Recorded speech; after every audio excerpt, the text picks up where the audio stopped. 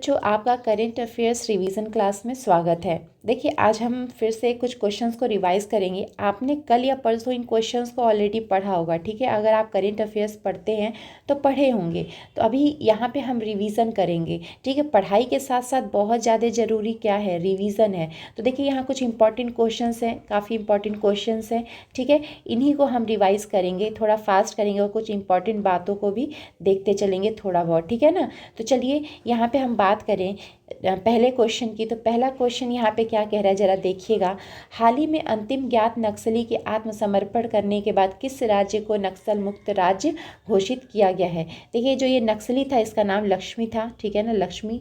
इसने आत्मसमर्पण किया, इसलिए कर्नाटक, ठीक है ना। यहाँ राइट आंसर क्या होगा, कर्नाटक जो है नक्सल मुक्त राज्य घोषित हुआ है, ठीक है। इसके ये आत्मसमर्पण करने पे, ये जो लक्ष्मी था, लक्ष्मी के आत्मसमर्पण करने के बाद ये नक्सल मुक्त राज्य घोषित किया गया है। देखिए, ये जो नक्सलाइट होते हैं ये क्या करते हैं, माओइज़्म को फॉलो करते हैं, ठीक है। एक ये क्या है, एक ये आइडियोलॉजी है, ठीक है ना। एक ये आइडियोलॉजी है, इसको फॉलो करते हैं, इसीलिए इनको क्या कहा जाता है, नक्सलाइट। एक और बात समझे तो ये चाहते हैं कम्युनिस्ट गवर्नमेंट। कैसी गवर्नमेंट, कम्युनिस्ट गवर्नमेंट चाहते हैं, ठीक है ना। कम्युनिस्ट गवर्नमेंट ये चाहते हैं। अच्छा, इनका ये नाम नक्सल क्यों पड़ा, तो देखिए, जो पहला इंसर्जेंसी था, पहला इनका विद्रोह था, वो नक्सलबारी से शुरू हुआ था। कहाँ से, नक्सलबारी, ठीक है ना। नक्सलबारी से शुरू हुआ था, कहाँ से, पश्चिम बंगाल, ठीक है ना। पश्चिम बंगाल एक पश्चिम बंगाल में एक गांव है नक्सलबारी, वहाँ से शुरू हुआ था पहली बार ये विद्रोह। इसी गांव के नाम पर इनका नाम क्या रखा गया, नक्सलाइट रखा गया, ठीक है ना, नक्सल रखा गया। चलिए अगला, यहाँ पे जो राइट आंसर होगा, सही जवाब होगा, क्या होगा, कर्नाटक होगा। ध्यान रखेंगे, हाँ जी, कर्नाटक होगा। आगे देखिए, बात हो रही है कि भारत में एयरो इंडिया शो 10 फरवरी से 14 फरवरी तक कहाँ आयोजित होने वाला है। कहाँ आयोजित होने वाला है, क्या, एरो इंडिया शो, ठीक है। तो ये बेंगलुरु में होने वाला है, ठीक है। ध्यान रखेंगे, बेंगलुरु में आपको ये देखेंगे कि ये होने वाला है, ठीक है। ज़्यादा से ज़्यादा दूसरे दूसरे देश विदेश की जो ये जहाज़ वाले हैं, ठीक है ना, जहाज़ हैं, जेट हैं, ठीक है। और अलग अलग जो भी आप कह लीजिए, वो लोग आएंगे, ठीक है ना। और क्या करेंगे, यहाँ पे अपना जो है जो कार्य प्रदर्शन करेंगे, अपने स्किल को दिखाएंगे, ठीक है। इस शो में आप देखते हैं जैसे सर्कस में होता है ना, सर्कस में आप जाते हैं, मेले में जाते हैं, तो अलग अलग अपना जो है तरकीब अपना सब कोई दिखाता है, ठीक है ना, अपना अपना स्किल दिखाता है। तो वहीं यहाँ पे ये भी लोग करेंगे, ठीक है ना। तो इस शो में ये होने वाला है, ये बेंगलुरु में आपको देखने को मिलेगा, ठीक है। आगे देखिए, बात हो रही है कि which country has decided to reduce the working hours. यहाँ वर्किंग आवर्स को, यानी कि काम के घंटों को घटाने की बात की गई है। किस देश ने कर्मचारियों के हफ्ते में काम के घंटों में 40 की जगह 37.5 घंटे, यानी कि 37.5 आवर्स की इसको मान्यता दिया है, ठीक है। 40 घंटे को घटाकर कितना, 37.5 आवर्स की, ठीक है ना। तो इतना ही काम करना है, ठीक है। कब, हफ्ते में बस इतना ही काम करना है। ये फैसला किसने लिया, तो ये फैसला स्पेन ने लिया, ठीक है। ध्यान रखिएगा, स्पेन का ये फैसला है। अगर बात करें वहीं स्पेन के कैपिटल की, राजधानी की, तो क्या है, मैड्रिड है, ठीक है ना। ये इनकी राजधानी है और इनका जो करेंसी है वो क्या है, यूरो है, ठीक है। ध्यान रखेंगे, बिल्कुल इसका जो करेंसी है क्या है, यूरो है। अगर वहीं इसके प्राइम मिनिस्टर की बात करें तो प्राइम मिनिस्टर का नाम क्या होगा, पेड्रो सैंचेज होगा, ठीक है ना। बिल्कुल, ये इनके प्राइम मिनिस्टर का क्या नाम है, ध्यान रखेंगे, बिल्कुल स्पेन के सॉरी। देखिए, अभी यहाँ पे अगर आप कहेंगे कि स्पेन कहाँ आपको देखने को मिलता है, तो देखिए यहाँ पे आपको यूरोप के यहाँ कॉर्नर में कहेंगे, यहाँ पे आपको स्पेन देखने को मिलता है, ठीक है ना। स्पेन कहाँ देखने को मिलता है, यहाँ पे आपको पोर्तुगल देखने को मिलता है, ठीक है। पोर्तुगल देखने को मिलता है और यहाँ आपको स्पेन देखने को मिलता है, ध्यान रखेंगे, यहीं आपको देखने को मिलता है। चलिए आगे देखिए क्या बात हो रही है, यहीं आप देखिए स्ट्रेट ऑफ गिब्राल्टार, ठीक है ना, गिब्राल्टार का ये कहेंगे, ये भी आपको देखने को मिलता है।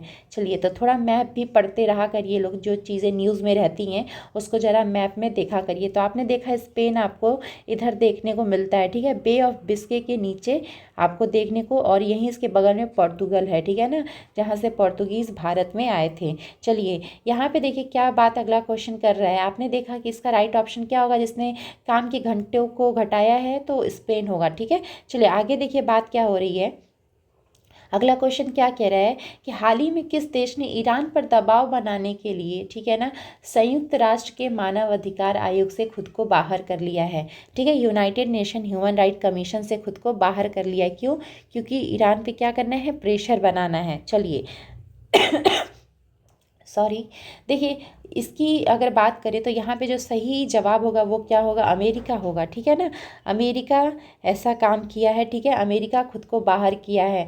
ठीक, यहाँ पे इस चीज़ को ध्यान रखेंगे। हाँ जी, बिल्कुल ध्यान रखेंगे। अगर देखिए वही बात किया जाए कि सेक्रेटरी जनरल ऑफ यूएन के सेक्रेटरी जनरल फिलहाल कौन है, तो एंटोनियो, ठीक है ना, एंटोनियो गुटेरस। ठीक है, गुटेरस, हाँ, ये क्या है, यहाँ के यूनाइटेड नेशन के अभी फ़िलहाल में सेक्रेटरी जनरल है। ठीक है ना, मैंने आपको एक वीडियो में बताया कि इसके पहले सेक्रेटरी जनरल कौन थे, तो आप क्या कहेंगे, ट्रिग्वे ली। ठीक है ना, ट्रिग्वे ली क्या थे इसके पहले। ठीक है, आप क्या कहेंगे, ट्रिग्वे ली इसके पहले सेक्रेटरी जनरल थे। ठीक है ना, first secretary general United Nations के कौन थे, तो ट्रिग्वे ली थे। ठीक है आगे देखिए, अगर बात किया जाए यहाँ पे कि जो ये UNHRC है, ठीक है, UNHRC है, इसका हेडक्वार्टर आपको कहाँ देखने को मिलता है, तो ये आपको जेनेवा में देखने को मिलता है, जेनेवा स्विट्ज़रलैंड में। ठीक है, ये किसकी बात हो रही है, देखिए ध्यान रखिएगा, United nation human right commission की बात हो रही है। इसका हेडक्वार्टर कहाँ है, तो जेनेवा में। वहीं यूनाइटेड नेशन का अगर कहा जाए हेडक्वार्टर कहाँ है, तो आप कहेंगे ये न्यूयॉर्क में है। ठीक है ना, ध्यान रखिएगा। ठीक है, ये न्यूयॉर्क में देखने को मिलता है। तो अभी वही क्वेश्चन ये क्या कह रहा है कि किसने खुद को बाहर किया, तो अमेरिका ने खुद को बाहर किया। ठीक है, ध्यान रखिएगा, अमेरिका ने क्या किया, खुद को बाहर किया। चलिए आगे देखिए, क्वेश्चन क्या कह रहा है कि election commission of India launch an initiative call Chandrayaan से चुनाव तक। ठीक है ना, ये इनिशिएटिव इन्होंने लॉन्च किया, कौन, election commission of India, Bharat निर्वाचन आयोग ने मतदाता जागरूकता बढ़ाने के लिए। ठीक है ना, क्या करने के लिए, यहाँ पे मतदाता जागरूकता को बढ़ाने के लिए, वोटर अवेयरनेस को बढ़ाने के लिए चंद्रयान से चुनाव तक ये पहल जो शुरू की। ठीक है ना, इन्होंने पहल जो शुरू किया है, ठीक है, ये कहाँ शुरू किया, ठीक है, कहाँ शुरू किया, यहाँ प्रश्न है कि कहाँ शुरू किया, तो आप कहेंगे दिल्ली में इसकी शुरुआत हुई। ये पहले भी आपने देखा है, 2-3 दिन 4 दिन पहले से, हफ्ते भर पहले से ये कहीं ना कहीं न्यूज़ में बना रहा है।